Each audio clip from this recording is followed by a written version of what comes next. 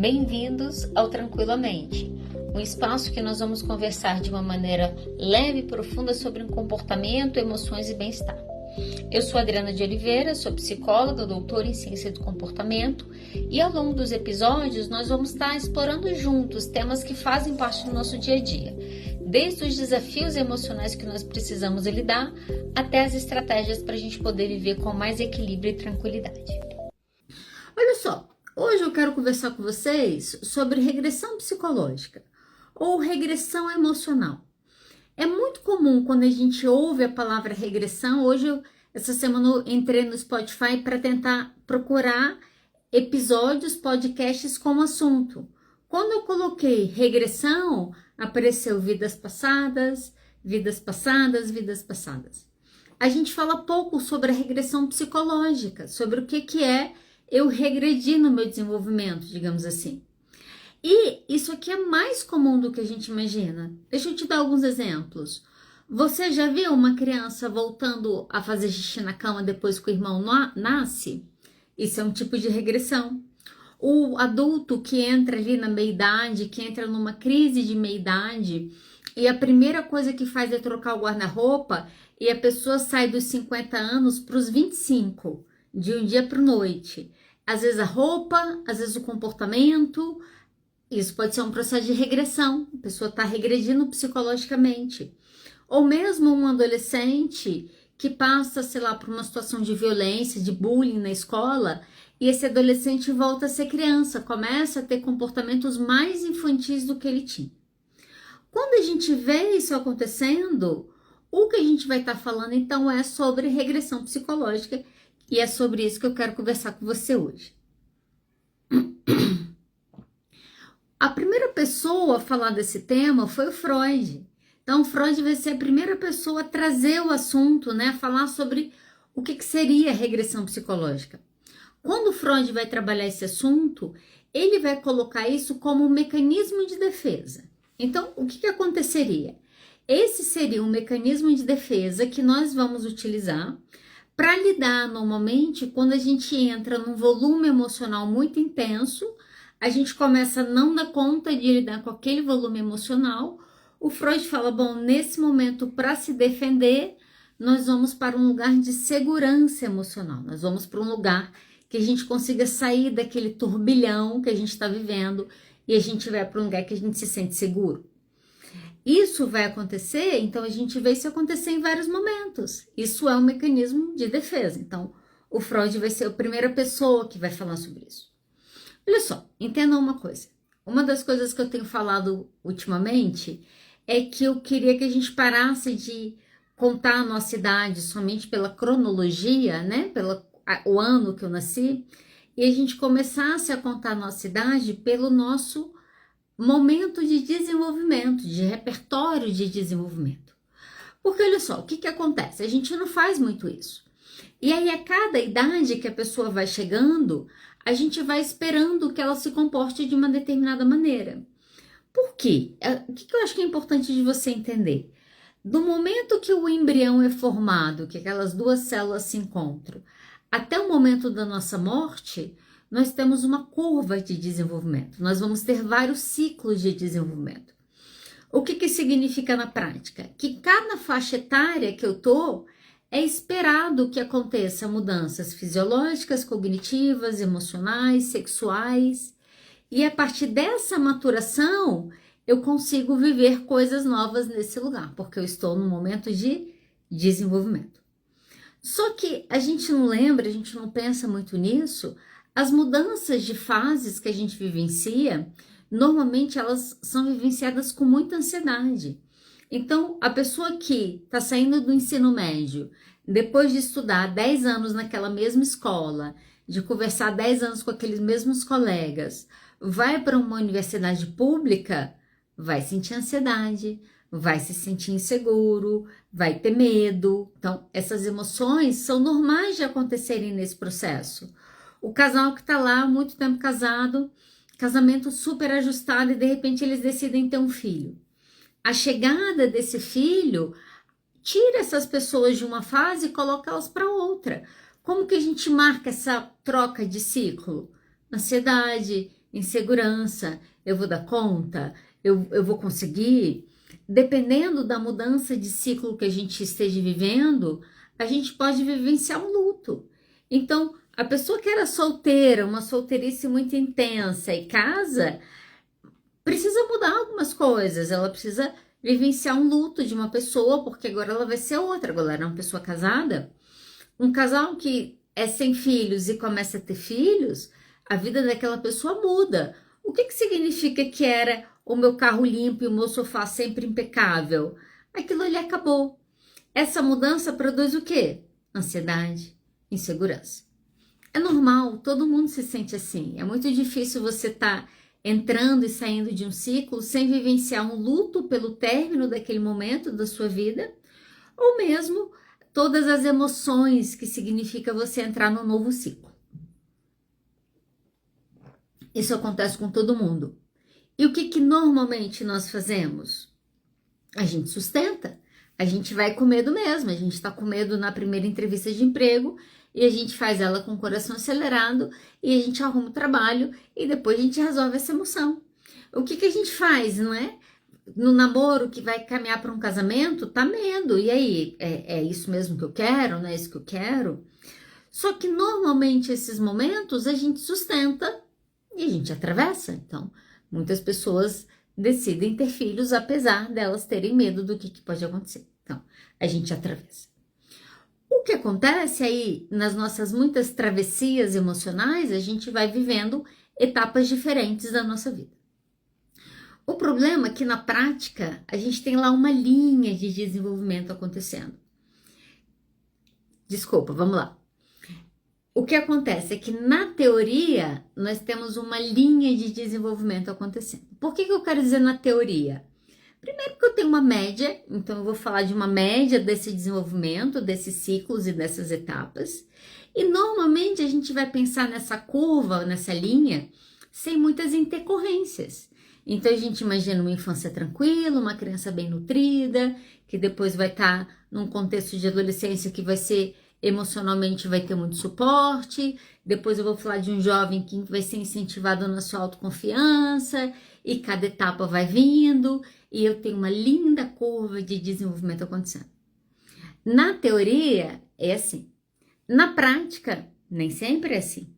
Por quê? Porque tô lá eu caminhando quando de repente me atravessa eventos traumáticos. Ou eu vivo um momento que eu vivo um estresse de uma maneira muito exacerbada. E o que acontece? Eu venho para uma sobrecarga emocional. Eu tenho uma paciente, só para vocês entenderem isso aqui. Quando ela tinha 5 anos, o irmão dela nasceu. O que nós sabemos sobre ela hoje, né? Hoje a gente sabe que ela tem autismo, então ela foi diagnosticada tardiamente. Ela não sabia disso lá na infância dela. O que acontece? Quando o irmão dela nasce, ela faz o que a gente chama de regressão psicológica. Então ela começa a apresentar alguns comportamentos que ela já tinha passado por eles. E em um desses processos que aconteceu, ela parou de comer. Então ela começou a não comer. A terapeuta, a família põe ela na terapia. Você sabe qual que é a análise que a terapeuta faz? Que a criança a criança está dando birra, ela é mimada e ela está dando birra porque o irmão nasceu e agora ela não é o centro das atenções.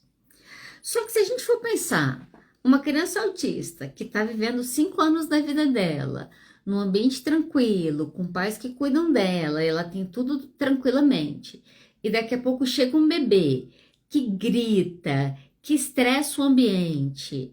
O que provavelmente acontece nesse momento? Eu tenho um volume de estimulação que essa pessoa vai vivenciar nesse momento que vai vir para o estresse. O estresse vai fazer o quê? Vai gerar uma sobrecarga emocional. O que a sobrecarga emocional faz? Desorganiza a gente. Esse é o ciclo do que acontece. Então, tá lá a pessoa, começou a fazer faculdade, tá começando a sair, vai para uma balada, tem uma crise de pânico. Opa, tá lá na curva normal de desenvolvimento, acontece um evento traumático. Se você já teve uma crise de pânico, você sabe do que eu estou dizendo. Acontece um evento traumático, essa pessoa vem para uma sobrecarga emocional. O que acontece? esse jovem que estava com uma vida super ativa, agora só quer ficar em casa, só quer sair com os pais.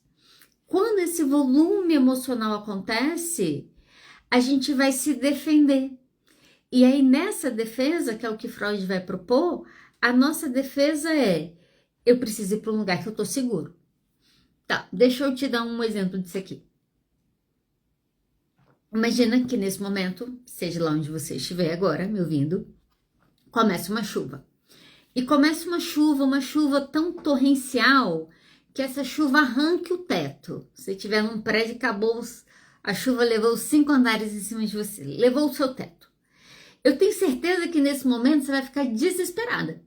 Imagina, eu aqui em casa, provavelmente eu ia correr para pegar os bichos, não sei o que eu ia fazer, ia correr para pegar esses bichos para dar um jeito de sair daqui o mais rápido possível. Então, imagina, vem uma chuva, vem uma tempestade, destrói a minha casa, eu preciso dar um jeito de sair desse lugar. Enfio meus bichos no carro e saio por Brasília. Para onde eu vou? Não é uma pergunta? Para onde eu vou? Normalmente, nesse momento, se você pensar nessa situação, pergunte para você, para onde você vai? O nosso primeiro pensamento é ir para um lugar que a gente vai se sentir seguro. Eu preciso procurar um lugar que eu vou me sentir segura. Por quê? Porque essa chuva veio, me deixou completamente desamparada, eu preciso ir para um lugar seguro. É isso que acontece com as nossas emoções. Então, tá a vida caminhando perfeitamente quando vem uma morte inesperada. Eu falo, né? É o capotar na reta. A vida tá normal, tá tudo encaixado, tá tudo direitinho. Aí você recebe um telefonema que muda a sua vida. Alguém morreu, alguém se acidentou, alguma coisa aconteceu que você não estava esperando. Nesse momento, a gente vem para um volume emocional. A gente vê isso acontecendo nas represas. Então, as hidrelétricas, por exemplo, quando começa a chover muito, elas abrem as comportas. Elas estão se defendendo do quê? Se eu deixar aquela chuva passar do jeito que ela está vindo, ela vai destruir. Como essa coisa que eu estou lidando emocionalmente é muito intensa e eu não estou conseguindo manejá-la, primeiro eu preciso sair da tempestade, eu preciso ir para um lugar seguro. Para onde que nós vamos? Nós vamos para o nosso lugar do desenvolvimento, que nós nos sentimos mais seguros. Então, não é incomum as pessoas se divorciarem e voltarem para a casa dos seus pais. Elas estão voltando para um lugar que sim, elas se sentem seguras. A criança, quando tem um pesadelo de madrugada, que ela sai da cama dela, ela não quer qualquer cama. Ela quer uma cama que vai fazer o quê? Vai fazer ela se sentir segura. Como que a regressão psicológica acontece? Existem muitos eventos que podem fazer isso acontecer, eventos traumáticos, eventos muito estressantes. É pessoa que, diante de um luto, de um cônjuge, então, minha irmã, uma amiga dela, perdeu o marido, tem uns anos que isso aconteceu, e o marido dela era tipo o sol, aquele cara alegre, brincalhão, que ele chega, ele tem energia boa, ele é otimista, ele é a pessoa que todo mundo olha e todo mundo admira. Esse homem morre, ela vai para a cama e tudo que ela consegue fazer é chorar. E ela chora, e ela chora uma semana, ela chora um mês, ela chora 2. Os avós precisam cuidar dessas crianças. Olha só, essa pessoa, ao enfrentar uma situação que a devasta emocionalmente, vai para um lugar que ela precisa de cuidados primários. Ela está voltando para um lugar emocionalmente nela que ela vai se sentir mais segura. É a criança que quer chupeta depois que o irmão nasce, que quer voltar para a mamadeira, que quer o peito da mãe também, precisa daquilo. E se não dá aquilo, volta a fazer birra, né? Então, isso acontece muito. Quem é pai e mãe aí de 2 sabe o que é isso. Essas situações que eu tenho um volume emocional alto, que isso está vindo na minha direção e que eu começo a não dar conta de lidar com isso, nesse momento eu posso ter uma regressão psicológica. Há umas semanas atrás, deve ter uns 15 dias atrás mais ou menos. Não, deixa eu voltar essa história um pouco antes para você entender. Na Páscoa Na Páscoa, eu saí com um casal de amigos, saímos conversamos sobre a vida, e aí entramos em história filhos, e ela falando dos adolescentes e dos desafios, e aí discutindo e conversando e tal, nananã, e falando um pouco da questão dela com o ex-marido, com o filho deles, como que é, né, como que é essa gestão, o que que acontece, o que que não acontece e tal. Conversamos sobre isso.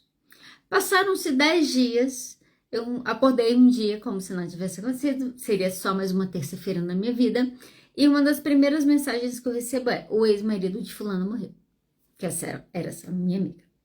Eu pensei, meu Deus. Aí fui, conversei, mandei mensagem, fui no velório. Quando eu cheguei no velório, eu cheguei, falei com ela, né, falei com o filho dela e tal, e falei com ela, falei, o que que aconteceu? Tipo assim, há 10 dias atrás nós estávamos falando sobre ele, né? Conversando sobre isso. Eu falei, ele estava no hospital, ele estava doente? O que que aconteceu? E ela começou a me contar a história. E quando ela começou a me contar a história, meu pensamento foi, caramba, gente, um negócio que é ruim pode ser pior. E ela me contou que ele faleceu dentro de casa, que o filho estava junto, que tentou reanimar, aquela madrugada, espera socorrista. E ela me contou a história toda. Quando ela terminou de me contar a história, eu pensei, nossa, é você capotar na reta. É a vida tá normal e de repente a sua vida vira uma outra coisa. Você tem um volume emocional que vai chegar naquele momento que a tendência é nos desorganizar emocionalmente. Então, quando a gente perde uma pessoa que é muito central na nossa vida, o nosso desejo é ir para nossa casa, deitar na nossa cama, ficar em posição fetal e chorar até o mundo acabar. Por que que normalmente quando nós entramos em situações de crise emocionais muito graves, né? Então a pessoa começa num choro compulsivo que ela não consegue. Se você observar, comece a observar se isso acontece. A tendência é a pessoa entrar em posição fetal na cama. Por que que nós nos encolhemos até ficar pequenininhos? Provavelmente um dos lugares que nós nos sentimos seguros, aonde? Dentro dos úteros das nossas mães.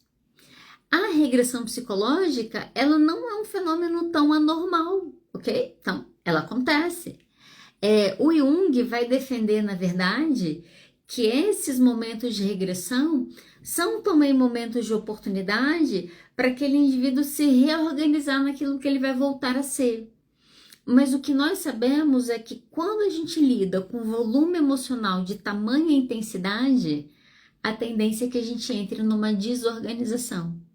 É muito difícil você não ir no enterro, eu já tive algumas dessas experiências, e a grande maioria das pessoas olha para aquilo e pensa, caramba, o que eu estou fazendo na minha vida? Eu perder uma pessoa muito central na minha vida faz eu querer repensar quase a minha vida inteira. As pessoas que recebem diagnóstico de doenças terminais repensam a vida inteira em um segundo. Por quê? Um volume emocional que vem que aquilo desorganiza. Então, isso pode acontecer, às vezes até em termos de terapia mesmo.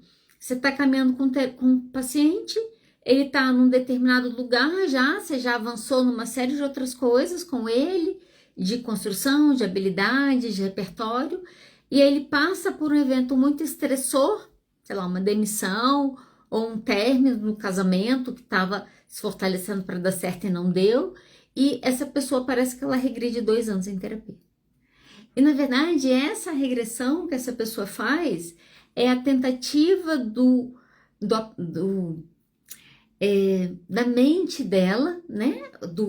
Desse funcionamento que nós temos de que, calma, deixa eu te colocar aqui em defesa, deixa eu tirar você do perigo, fica tranquila aí, se organiza e daqui a pouco você volta. Então, pessoas que fazem terapia que têm crise de ansiedade já aprenderam a fazer isso em algum momento nas suas terapias. Tá vendo que o negócio vai dar ruim? É a hora que você sai, que você vai pro banheiro, que você lava o seu rosto, que você toma uma água, que você respira.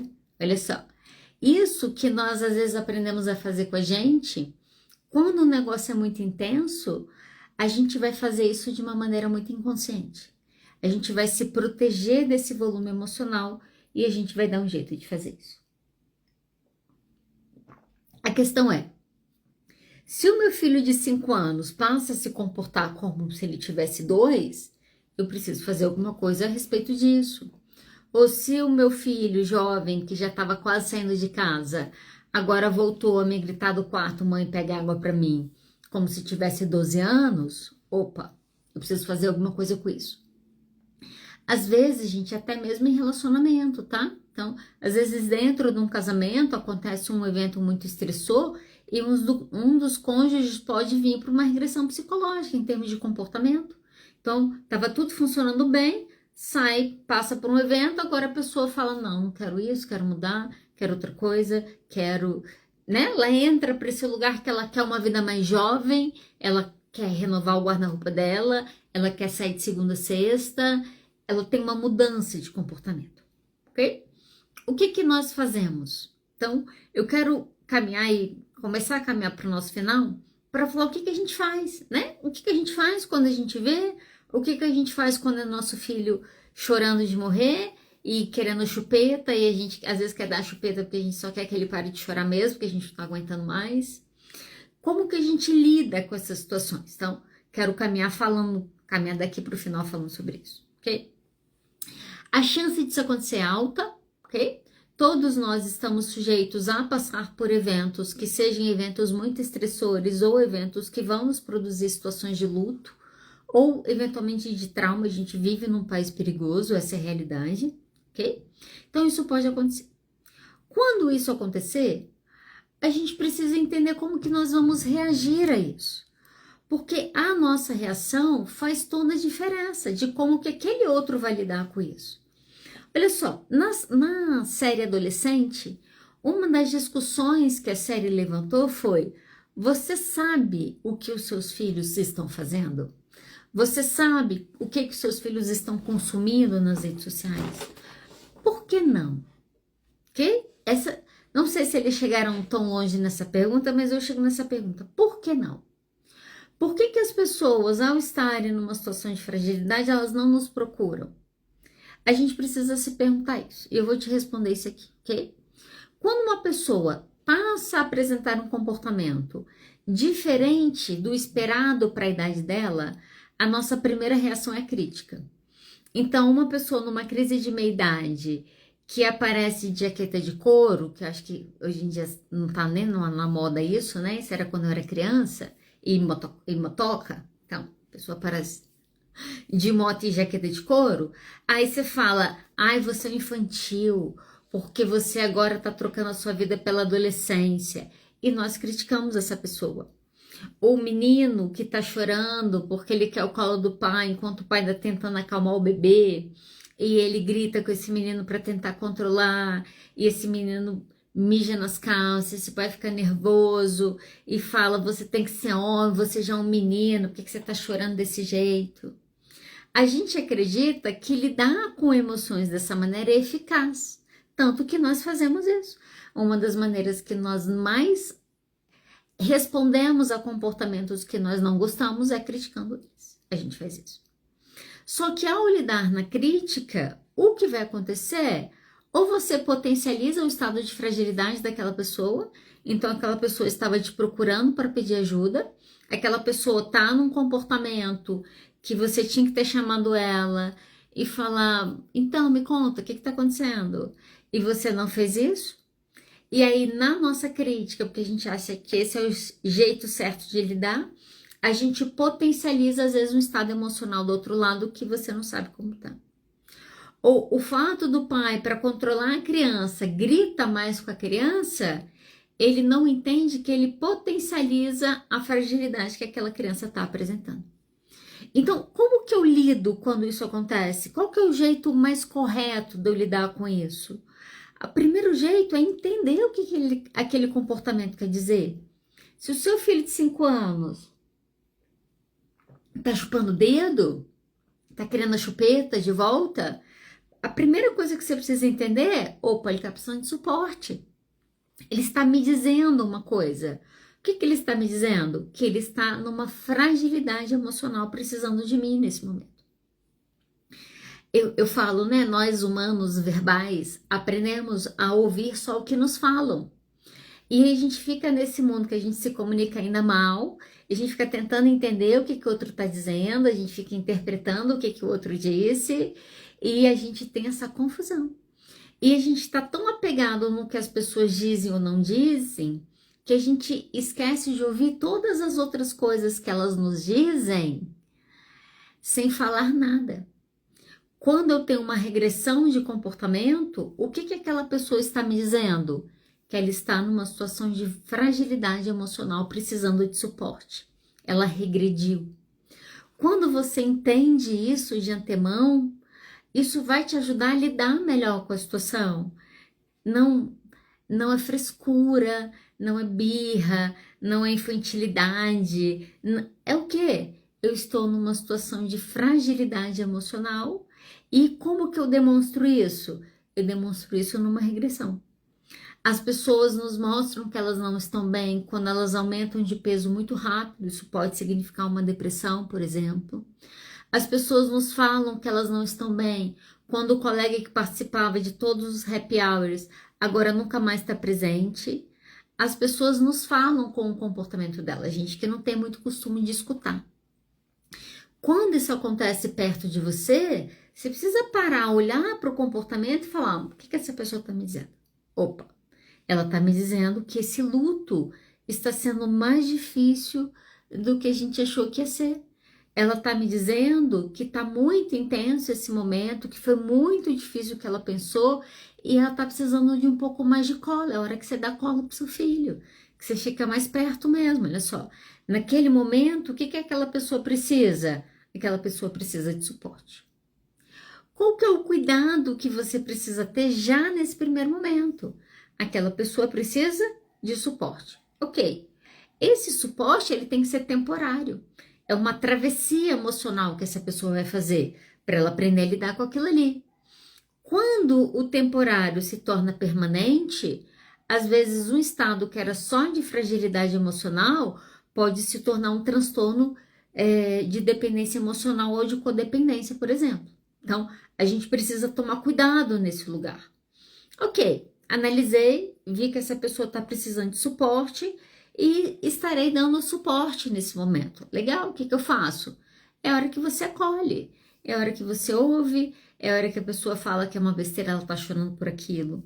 E você diz que não é uma besteira, que dói mesmo perder alguém, que é difícil mesmo se sentir inseguro nesses momentos, que se você tivesse passado por aquilo, talvez você tivesse exatamente enfrentando isso que a pessoa tá falando. Olha só, eu acolho emocionalmente, eu valido o direito que aquela pessoa tá de estar sofrendo pelo que ela tá sofrendo. Eu mostro que ela pode sofrer. Não precisa ficar bem agora, tá tudo bem se ficar um tempinho sofrendo. Faz parte do processo. Eu reconheço, eu acolho essa emoção. Ok. Só que daqui para frente você precisa tomar cuidado. Por quê? Tem um limite entre eu dar colo pro meu filho porque ele tá precisando de mim nesse momento e o limite que eu entro numa relação de codependência. Existe um limite desse filho que volta para casa, que eu vou dar suporte para ele sair da minha casa daqui a pouco, e eu que volto a fazer e lavar as roupas dele, ele volta a ficar no hotel, e quando ele vê, ele tá longe de sair de casa. E não só longe de sair de casa, como continua com um comportamento emocionalmente imaturo. Porque o que aconteceu? O que aconteceu e deveria ter sido temporário, você tornou permanente. Poxa, mas eu vi que a pessoa estava passando por uma necessidade emocional. Eu acolhi ela. Perfeito, perfeito. Que bom que a sua casa é um lugar seguro para o seu filho voltar, por exemplo. Beleza, você reconheceu e você acolheu. Só que se você para aqui, tem chance dessa pessoa adoecer. Porque uma vez que eu reconheci e eu acolhi, agora eu preciso começar a estabelecer limite. Em que sentido? Deixa eu te dar uma cena que eu presenciei há pouco tempo atrás. Tinha uma mãe com um menininho e num carrinho. Então ela estava com duas crianças, um bebê e o filho. Chegou um momento que o menininho começou a dar birra. Devia ter uns 5, 6 anos assim. Ele começou a chorar, começou a dar uma birra, não sei o que, não, não, não. E ela foi tentar entender a situação do que estava acontecendo. E ela foi tentar conversar com ele e ele estava chorando.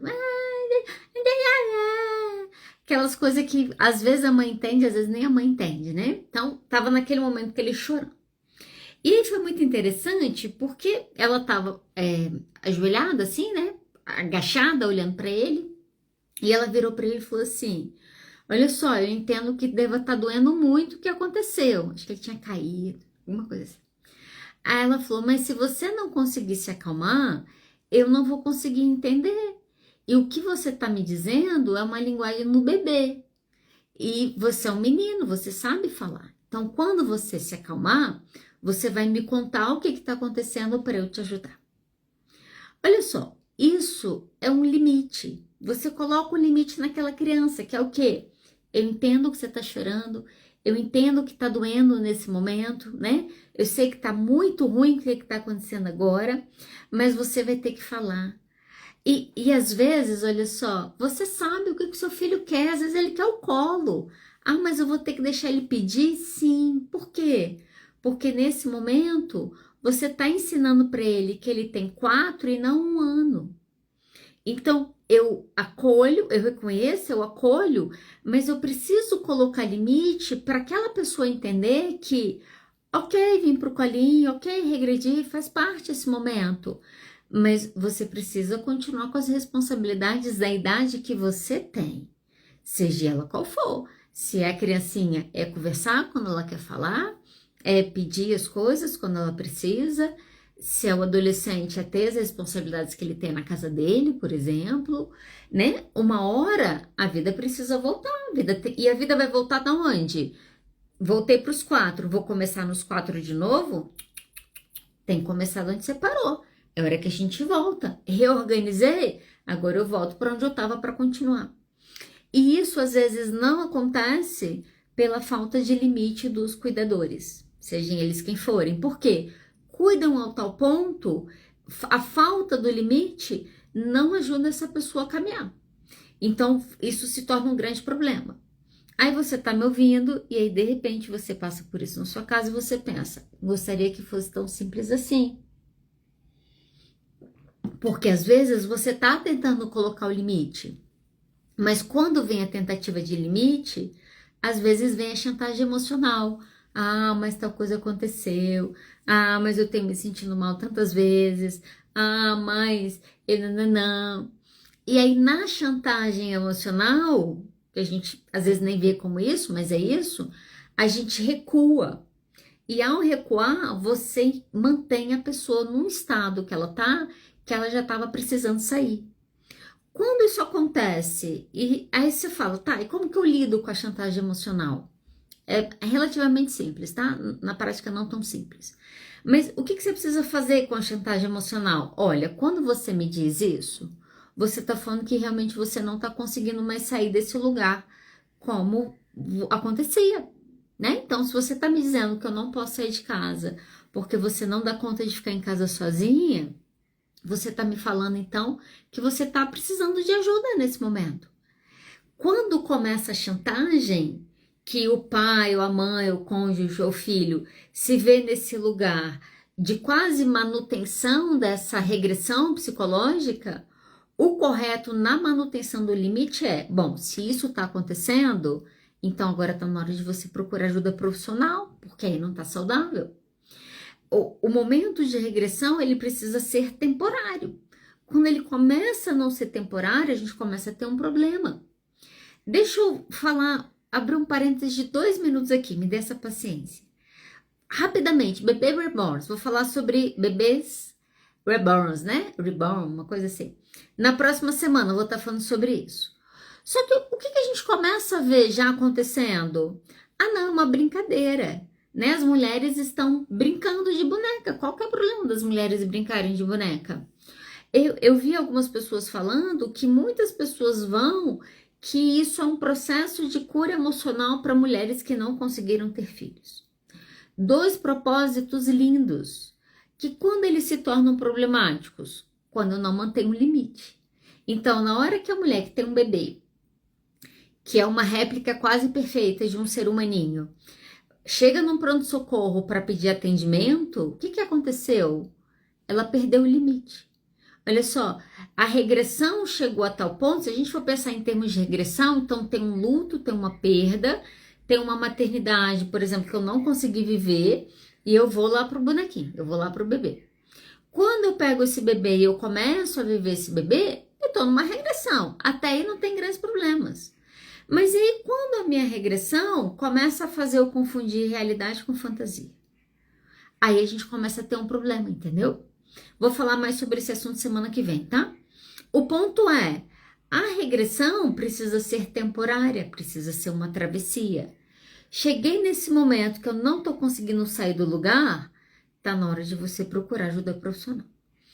O que a terapia ajuda nesse momento, né? Primeiro, a terapia ajuda a elaborar emoções. Todo mundo que já atendeu um caso que envolve luto, o que eu normalmente falo, né? Se você for atender um caso de luto, você precisa se preparar para ouvir a mesma história muitas e muitas vezes. Quantas vezes? Serão muitas. Eu vou ouvir uma semana, duas, um mês, dois, um mês, um ano, às vezes dois, às vezes mais. E por que eu ouço a mesma história há tanto tempo? Porque isso é uma maneira de eu elaborar a emoção. Então a pessoa fala sobre aquilo, ela fala sobre aquilo, ela fala sobre aquilo, até que chega o momento de tanto que ela falou sobre aquilo, que toda aquela emoção começa a não precisar mais ser tão falada. Nesse momento, começa a se surgir outros assuntos na terapia. Então, quando eu passo por um evento traumático, estressor, que eu tenho uma regressão, qual que é um dos caminhos? Eu preciso elaborar essa emoção. A terapia é um lugar que vai te ajudar a fazer isso. Para além disso, a terapia vai te ajudar a retomar a sua autonomia. É muito tênue. Então, eu tenho atendido alguns pacientes com TEA. E o TEA, ele é um quadro que requer suporte, né? Então, quando você vai fazer o diagnóstico envolve se aquela pessoa vai ter o grau de suporte 1, 2 ou 3. Na prática, significa o 3, ela precisa de alguém praticamente para falar por ela e para fazer uma série de coisas. O 2, ela vai precisar de gente para uma série de outras coisas. E o 1, ela vai precisar de gente, mas vai precisar de um pouco menos. Ok? Então, o grau de suporte vai caindo. Isso significa o quê? Isso significa que tem momentos que a pessoa não vai conseguir lidar e ela vai precisar de um outro para ajudá-la a fazer aquilo de uma certa forma. Então, isso que significa. E o que acontece muitas vezes nesses casos? Eu vejo isso acontecer. Você tem um filho que você está ajudando ele a se desenvolver. Ele passa por uma crise, né? Então, estou acompanhando uma família agora e eu estava conversando sobre isso. A vontade dos pais é falar, não, volta para casa. Porque volta para casa e eu vou cuidar, e aí vai estar aqui, e aí aqui eu controlo tudo, controlo comida, controlo se vai dormir, se não vai dormir e tal, e aí eu resolvo o problema. E eu estava conversando com ele sobre isso. Isso é uma solução. Eventualmente, a pessoa entra lá numa desorganização que você fala, não, vai ter que voltar para cá. Eu falei, mas antes de voltar para cá, a gente precisa ver se tem alguma coisa que a gente consiga fazer para essa pessoa retomar a autonomia, antes da gente tirar. Às vezes a gente tira a autonomia porque é mais fácil. É mais fácil só resolver aquilo do que ter que sentar, do que ter que conversar, do que ter que... Só que nesse processo a gente pode acabar comprometendo o desenvolvimento de uma pessoa. Então, você vê que essa pessoa não está conseguindo lidar, olha só, beleza, agora a gente vai ter que intervir. E depois, a gente vai fazer um planejamento para essa pessoa ir retomando a autonomia dela. Ela precisa voltando a fazer as coisas dela. Ou, eventualmente, que isso também pode acontecer, a pessoa tem que aprender. Eu vejo isso acontecer muito em casos de luto. Então, existem algumas situações de luto que a pessoa que falece, que morre, é a pessoa mais central da família. Às vezes é a pessoa que paga as contas, que organiza tudo, que resolve tudo, que pega o filho, que traz o filho, que faz não sei o que faz o que acontece, que leva para o médico, que marca a agenda. Que é a pessoa que faz a engrenagem da casa funcionar.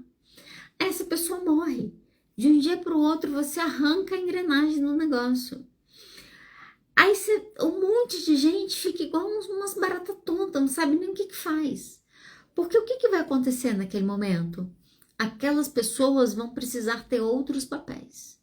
Aquela mulher que nunca pagou uma conta, por exemplo, vai ter que aprender o que é fazer isso. Ou aquele homem que nunca cuidou de uma casa e nunca gerenciou aquelas crianças, agora precisa fazer isso. E em alguns momentos o sofrimento vem com intensidade, não é porque você literalmente teve uma perda de autonomia naquela pessoa, mas aquela pessoa nunca desenvolveu autonomia. E com o falecimento daquela pessoa central, essa deficiência em termos de comportamento aparece. Eu não sei fazer, eu não sei resolver, eu não sei, nunca conversei com o professor, eu nunca fiz isso. Então, a terapia também vai ajudar nesse momento, porque algumas perdas e alguns traumas que a gente vivencia também denunciam que a gente precisa se desenvolver em termos de autonomia em determinados contextos da nossa vida. A terapia vai ajudar nisso. Gente, vou caminhar para o final, tá? Para a gente encerrar. O que eu acho que é importante? Eu acho que de tudo que eu falei aqui, que eu falei uma série de coisas, o que eu acho que é importante? Principalmente a maneira que a gente vai entender esse conceito de regressão psicológica. A pessoa começar a se comportar para quem da idade dela, né? Então eu tenho uma pessoa de 20 anos se comportando com 15, eu tenho uma pessoa de 30 anos se comportando com 10, eu tenho uma pessoa de 40 anos se comportando com 5. Quando eu vejo isso acontecendo, ou mesmo ali o adolescente voltando para a infância, muitas vezes em termos de dependência desses pais, quando eu vejo isso acontecendo, a gente precisa entender isso como um pedido de ajuda. Essa pessoa está me falando que ela está precisando de suporte emocional. Isso não é fraqueza. Então, olha só, se eu quebrar uma perna, ninguém vai achar estranho eu colocar um gesso ou uma bota. Se eu, ao estiver me recuperando de uma lesão e num processo de fisioterapia, ninguém vai achar estranho se eu andar um pouco de muleta por algumas semanas até eu ganhar novamente a autonomia da minha perna. Ok? Isso é super normal. A questão é que a gente não consegue ver isso quando a gente fala dos processos emocionais, mas é a mesma ideia. Quando vem um processo emocional de tamanha intensidade, um trauma, um bullying, alguma coisa nesse sentido, isso vai gerar uma desorganização. Eu tomei uma porrada, quebrou o meu osso, é porque você não tá vendo, mas quebrou o meu osso.